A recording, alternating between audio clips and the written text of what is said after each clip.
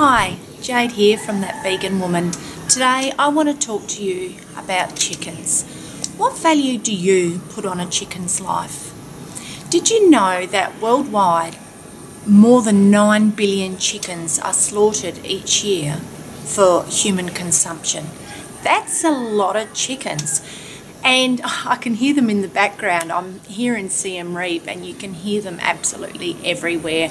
They have backyard chickens everywhere. They let them roam free and they're just part of their everyday living. You can walk down the main street of a capital city and you can see a chicken just sort of wandering around the road, and it's like, okay, there's chickens crossing the road.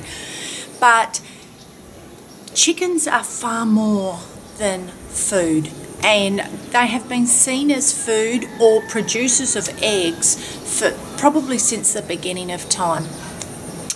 I wasn't aware, but I have been made aware that chickens actually have the intelligence of some of our primates, and I know most of us value primates, so why aren't we putting the same value on a chicken? We put value on our pet budgerigar. We love a budgie, we think they're a beautiful bird, and we would be horrified at the thought of having somebody give you budgie fried chicken. Yet we don't put this same thought into a chicken's life. I was out a couple of weeks ago, actually in Cambodia, with an American man. We'd met a fellow traveller, and he knew I was vegan and he was quite uncomfortable at the thought of me being vegan and also a non-drinker, so it was sort of the two-in-one. He probably thought, she's quite a crazy chick.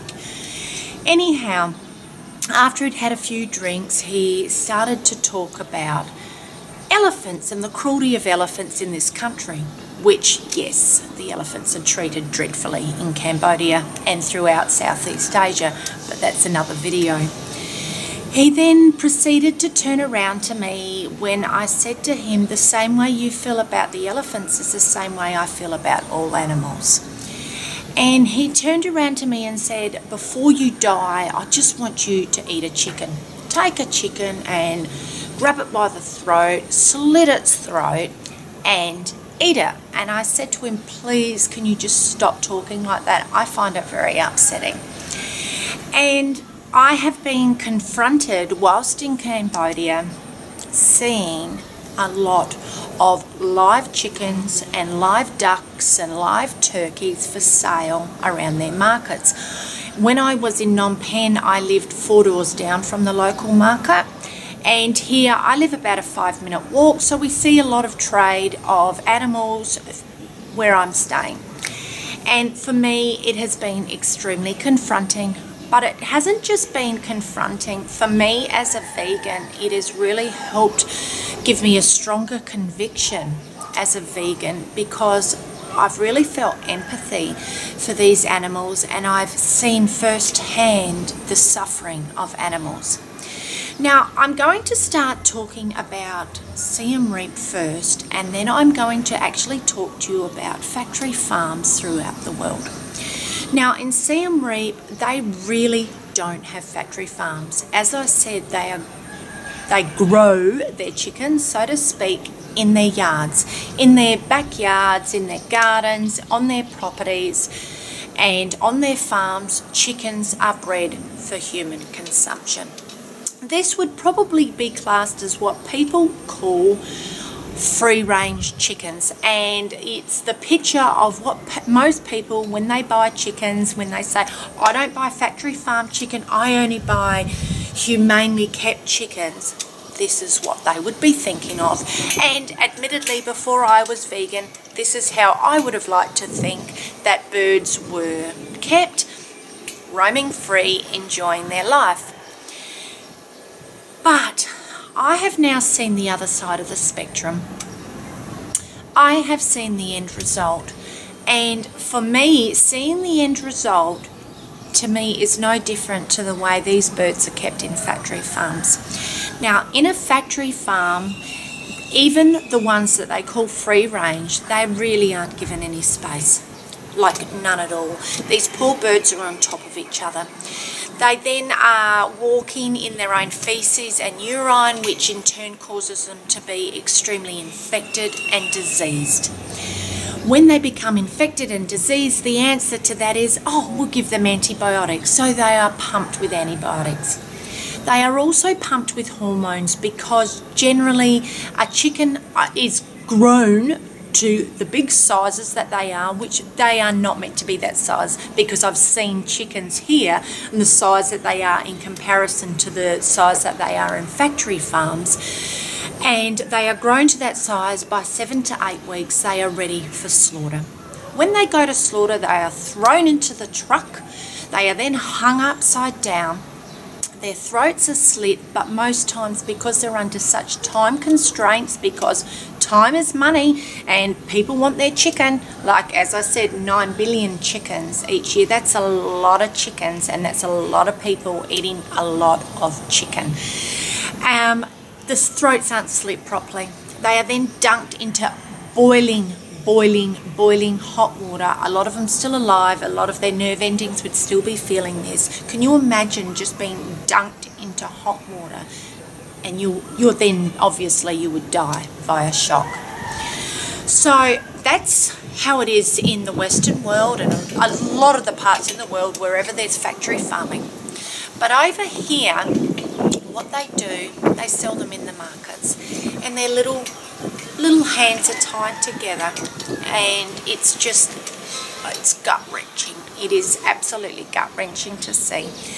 And they have little regard for these birds. They're a commodity. They walk around them, they stomp around them. I've seen them walk on their feathers, their feet, just like if they were accidentally treading on a cucumber or a mango, and that's what their produce was. You can hear them going, because they hate it. They don't like their feet together. They tie them together to another bird. So they're stuck to another bird, and they're like this. And you can see they're dehydrated. They're very thirsty. They're looking for water. They want to live, just like you or I would want to live if our hands were tied to another human being and we were there waiting for somebody to come and buy us, and unbeknown to us, they were going to slit our throat, take our feathers off, and serve us up for dinner. So the chicken industry, whether you believe they are kept humanely or whether you believe that the factory farming is the problem, it is all a problem. For me, there's no humane way to kill something that doesn't want to die. And I could see the survival instincts in these birds. I watched a chicken reach out and try and get some water. Reached out trying to get the water because they're suffering. They're thirsty, they're dehydrated, they are not cared for. It's so heartbreaking to see that these animals are given no love their whole life. And they may be able to roam free in the yards and whatever, but I've watched children, they just pick them up by the feathers. The parents aren't saying, hey, you'll hurt that animal. They're not educating them, because there's no education over here to tell anybody the right or wrong way to treat animals, and they believe animals are stupid. Now, and I honestly believe a lot of human beings believe animals are stupid because they can't talk like you and I. But just because they can't talk, it doesn't mean they don't speak. The problem is we as humans don't listen. And I'm sure if we could hear them, what they would be saying is, just let me be free. Let me live my life. The chicken industry is probably one of the most barbaric, cruel, cold, callous and uncivilized industries on the planet. And people avoid eating red meat for health reasons. People avoid eating red meats because they believe then, okay, I'm doing a good thing. I only eat chicken or fish. They believe they're doing a better thing. For those people, I want to ask you, how would you feel if you were that bird? Put yourself in their claws, so to speak, and just think how they are feeling. I felt it. and I've really felt it since I've been in Siem Reap. And I want to be a voice for these poor chickens that nobody seems to care about, but I care. I care dreadfully. They want to live, and they're such beautiful birds. And I just think that if people become more aware of the fact that they've got personalities, and each different chicken has a personality, maybe you can make that connection with that chicken and think, you know what, how can I sit there and consume a meal of a bird that had a personality? And they do. You see their quirky little personalities. They're actually quite gorgeous. And I just think they're such a beautiful animal, and they don't deserve to suffer. They don't deserve the treatment that we as human beings give them. They deserve to live free just like every other bird. You know, for me, there's nothing more beautiful than watching a bird fly through the sky. And I'm aware chickens don't fly like an eagle or a parrot or whatever. I'm aware of that. But for me, it's that sense of freedom. And, you know, I watch chickens as they walk down the street here or whatever. I'm like, they are so cool. They have just got such a sense of freedom. And they're like, I'm a chicken. It's all happening. Let me walk down the street. And then to watch them on the other spectrum, when I see them at the markets and I see them picked up and dumped onto scales, and then they put them on their motorbikes on the hot motor, and I can see that those birds are going to get burnt by the hot motor, and I just think, wow, they've got really cool personalities, they've got feelings. They live, they breathe, they want the same thing you and I do, to just live their life, and it's taken from them so shortly because of somebody's appetite. Chicken is probably it is the most widely used meat in the world. Let's make the decision to get chicken off our plates. If you and I can live healthily and thrive as human beings without having any of these animal proteins on our plate, why don't we all do it? Here's some footage of me outside the market. Here I am, I'm in Siem Reap Market. This is the main market where it's a wet market. You see all their produce is down on the ground everywhere. You see fruits, you see vegetables, and then you come across something so horrific. You see chickens and you see ducks with their little feet tied together, and it's extremely heartbreaking. It's something that, for me, when I first saw it, it was so confronting that I couldn't believe that it happened. And I've seen things like this on footage in slaughterhouses in Australia, in England and America, and I knew the cruelty in factory farming. But the cruelty that human beings have just spreads worldwide. And I don't know if it's been passed down from generation to generation, or as human beings we are just born barbaric and we don't understand that what we're doing is so cruel. I've seen a chicken just trying to get a little bit of water. They're thirsty, they're dehydrated, it is extremely hot here. With their feet tied together, you can see their feet actually quivering because it's on nerve endings and it's hurting them.